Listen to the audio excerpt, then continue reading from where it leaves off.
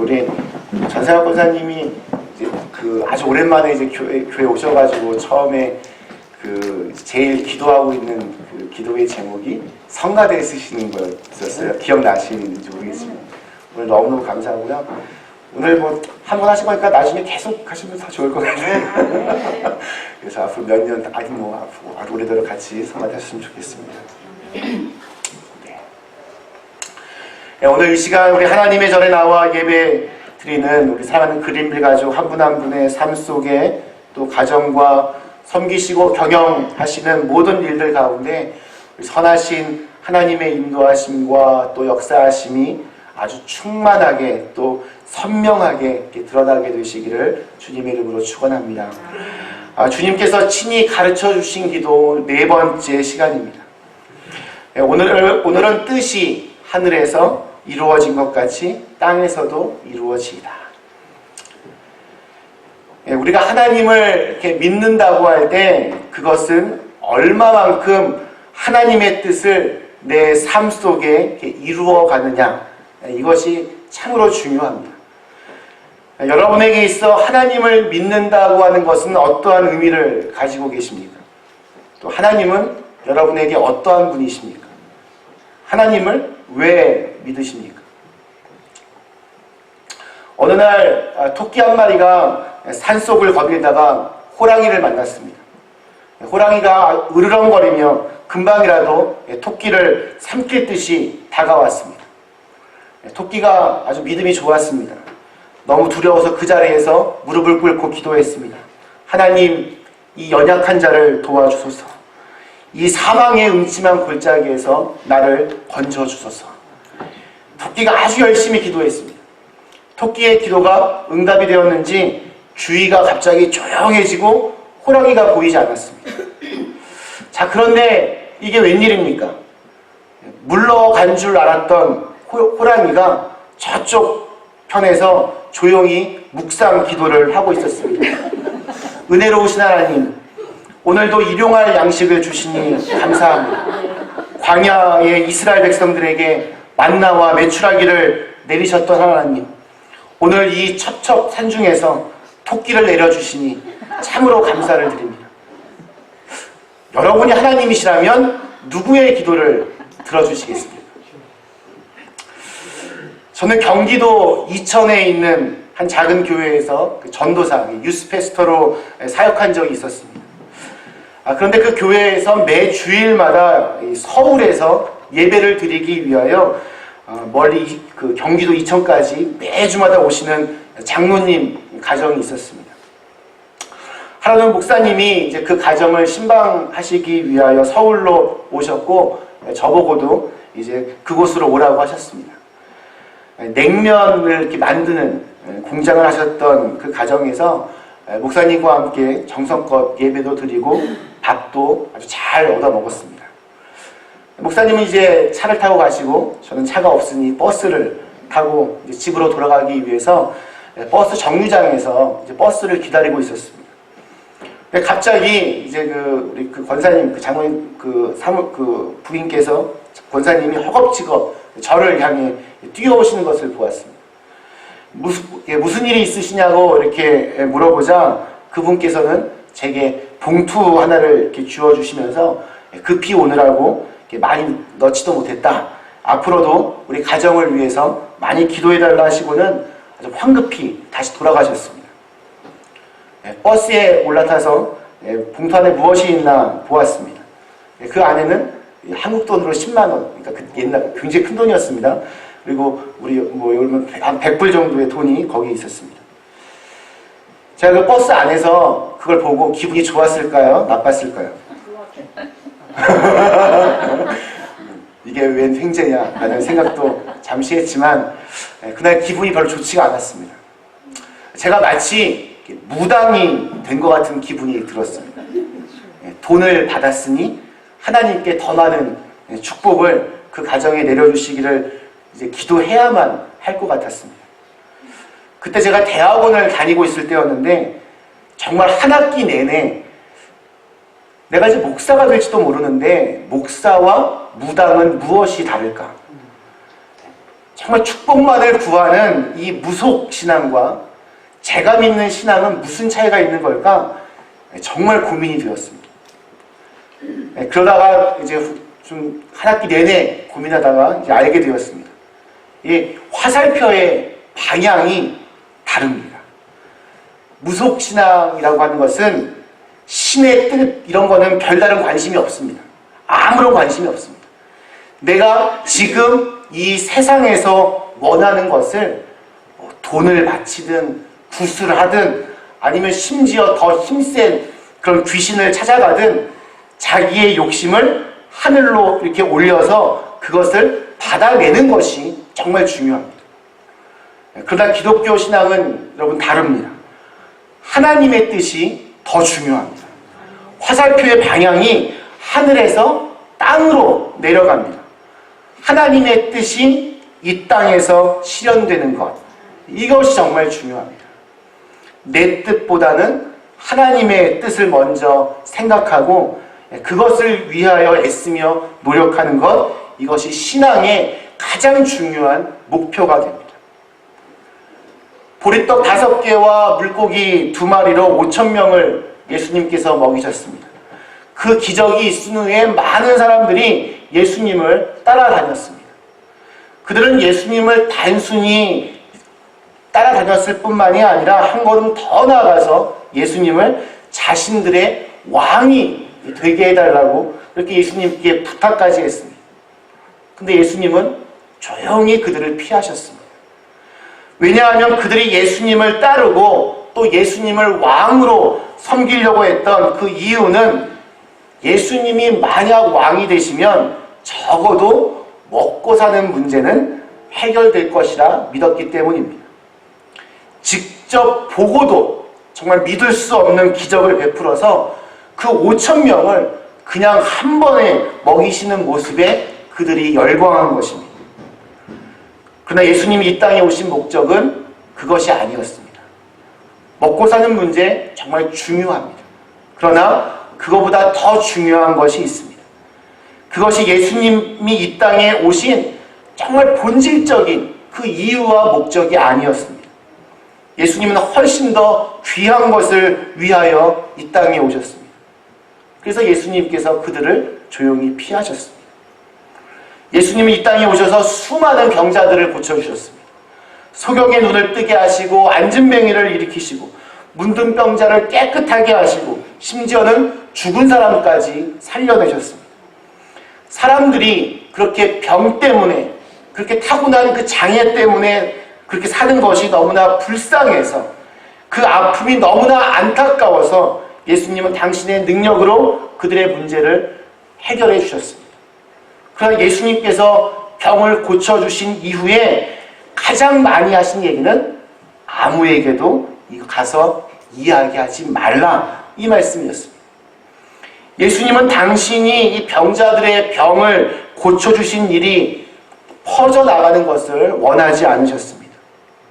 왜 예수님께서 이렇게 병을 고쳐주신 그 사건이 전 세계, 전 곳곳으로 퍼져나가는 것을 원하지 않으셨을까요? 예수님께서 겸손하셔서, 물론 겸손하시기도 하지만 그보다 더 중요한 이유가 있었습니다. 그것은 사람들이 예수님께서 이 땅에 오신 목적을 오해할까봐 두려웠기 때문입니다. 예수님 보고 병원 한번 크게 한번 해보시죠, 이렇게 말할까 두려웠기 때문입니다. 우리의 건강의 문제 정말 중요합니다. 그러나 하나님의 보좌를 버리시고 하늘의 보좌를 버리시고 예수님께서 이 땅에 오신 목적은 그것만이 아니었습니다. 예수님께서는 우리의 구원을 위하여 이 땅에 오셨습니다. 예수님과 함께 먹고 자며 살았던 예수님의 제자들은 또 어떠했습니까? 예수님께서 이스라엘의 왕이 되시면 자신들이 한 자리씩 뭔가 차지하게 될 거라는 기대가 그들 모두에게 있었습니다. 그래서 예수님께서 이제 십자가에 돌아가시기 직전 그 귀한 밤에 그들은 서로 누가 더 높은 자리에 앉을 것인가, 이것을 놓고 서로 치열하게 싸웠습니다. 예수님은 하나님 나라의 회복을 위하여 이 땅에 오셨지만 제자들의 생각과 또 그 관심은 오직 이스라엘 그 나라의 회복에만, 그리고 그 회복될 나라에서 자기가 누릴 힘과 권력에 대해서만 그들은 관심을 가지고 있었습니다. 몸은 예수님과 함께하고 있었지만 그들은 전혀 다른 꿈을 꾸고 있었습니다. 평생 예수를 믿어도 이렇게 잘못 믿고 또 잘못된 방향으로 헛된 꿈을 꾸며 살아가는 사람들이 참 많이 있습니다.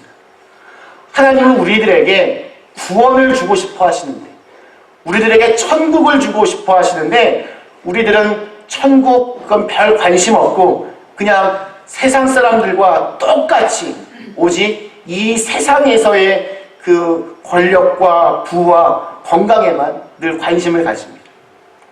그리고 별로 그 중요하지 않은 것들을 이 세상에서 조금이라도 더 많이 얻기 위하여 예수님을 쫓아다니며 잠도 자지 않고 때로는 먹지도 않고 기도하면서 하나님을 들들 볶는 경우들도 많이 있습니다. 뜻이 하늘에서 이루어진 것 같이 땅에서도 이루어지게 해달라고 여러분 기도하실 수 있기를 바랍니다. 예수님의 생애 중에서 가장 정말 클라이막스였던 순간이 여러분 언제라고 생각하십니까? 5,000명을 먹이셨을 때? 아니면 죽은 나사로를 살리셨을 때? 아니면 무리를 걸어다니시고 폭풍우를 잠재우셨을 때? 저는 겟세마네 동산에서 자기의 생명을 걸고 기도하셨을 때라고 생각합니다. 이제 조금 있으면 자기를 잡으러 오는 로마 병정들을 만나야 합니다. 그리고 그렇게 끌려가서는 십자가에서 정말 처참하게 고통스럽게 죽음을 경험해야만 합니다. 그때 예수님께서 얼마나 두렵고 또 힘드셨겠습니까? 얼마나 정말 간절히 기도하셨는지 누가복음 22장 44절은 이렇게 묘사합니다. 예수께서 힘쓰고 애써 더욱 간절히 기도하시니 땀이 땅에 떨어지는 빗방울같이 되더라. 그때 예수님의 기도가 여러분 무엇이었습니까? 아버지, 할 수만 있거든 이 잔을 내게서 지나가게 해주세요. 예수님도 여러분 십자가가 무서웠습니다. 자신에게 다가오는 그 고통의 시간들이 너무나 두려웠기 때문에 예수님은 하나님 아버지께 그 순간을 좀 피하게 해달라고 그렇게 간절히 기도했습니다. 그러나 예수님의 기도는 그것으로 끝나지 않았습니다. 잘 아시는 대로 내 아버지여 만일 할만하시거든 이 잔을 내게서 지나가게 하옵소서. 그러나 나의 원대로 마옵시고 아버지의 원대로 하옵소서. 예수님의 이 기도가 바로 오늘 우리에게 가르쳐 주시기를 원하는 뜻이 하늘에서 이루어진 것 같이 땅에서도 이루어지게 하옵소서. 바로 그 기도입니다. 몇 년 전 철저한 평생을 무신론자로 살았던 그 인생을 몇 년 전에 하나님께로 돌린 우리 한국의 이어령 교수님을 여러분 기억하실 겁니다. 한국의 초대 첫 번째 문화부 장관을 지녔고 이화여대 석좌 교수로 한국에서 가장 뛰어난 학자가 누구냐라고 할 때 누구나 첫손에 손꼽히던 그러한 분이었습니다. 그는 평생 자기의 힘과 자기의 머리와 자기의 능력만을 믿고 살았던 분이었습니다. 그는 훗날 지성에서 영성으로 라고 하는 책에서 자기가 하나님께로 돌아오게 된 결정적인 이유가 바로 자기의 딸 때문이었음을 고백합니다. 그러면 그 딸의 무엇 때문에 아버지의 마음이 바뀌었습니까? 그 딸의 인생의 축복과 번영 때문이었습니까? 아니면 병으로부터 고침받은 기적 때문이었습니까? 워낙 지금은 유명한 이제 스토리가 되었지만 이 이어령 교수의 딸 이민아라고 하는 이분은 몇 년 전에 세상을 떠났습니다. 그분의 삶의 그 궤적을 살펴보면 어떻게 한 사람에게 이렇게 많은 고난이 올 수 있을까? 그럴 만큼 참 힘든 인생을 살았습니다. 부모의 반대에도 불구하고 첫 번째 결혼을 했지만 5년 만에 이혼을 했습니다. 홀로 살아보려고 정말 몸부림치는 중에 갑자기 갑상선 암이 찾아왔습니다. 재혼해서 아이를 낳았는데 자폐아 판정을 받았습니다. 자기의 눈은 망막 상실로 인해서 실명의 위기를 이제 겪어야만 했습니다. 또 26살 난 큰아들이 갑자기 죽었습니다. 또 말기 위암 판정을 받게 되었습니다. 그리고 결국 53살에 정말 이른 그런 죽음을 맞이하게 되었습니다.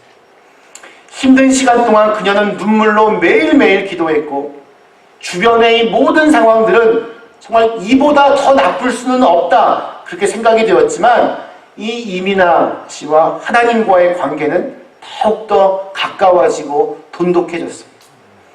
하나님께 매달리는 것 말고는 사실 할 수 있는 게 아무것도 없었습니다. 그런 그녀의 마음속에 하나님의 은혜가 임하게 되고 도저히 상식적으로는 설명할 수 없는 그 깊은 평안이 그녀에게 있었습니다. 딸의 모습을 보면서 아버지 이어령 교수가 이렇게 말을 합니다. 나의 지식과 돈이 너를 구하지 못했다. 정말 네가 주 안에서 그런 평안함을 얻었다면, 새로운 생명을 얻었다면 나의 이 무력함이 증명된 것이 아니냐. 내가 이 무력한 것에 매달려서 지금까지 살았구나. 지금부터 함께하자. 지금 자신은 없지만 나에게도 네가 믿는 그 하나님을 좀 보이게 해달라.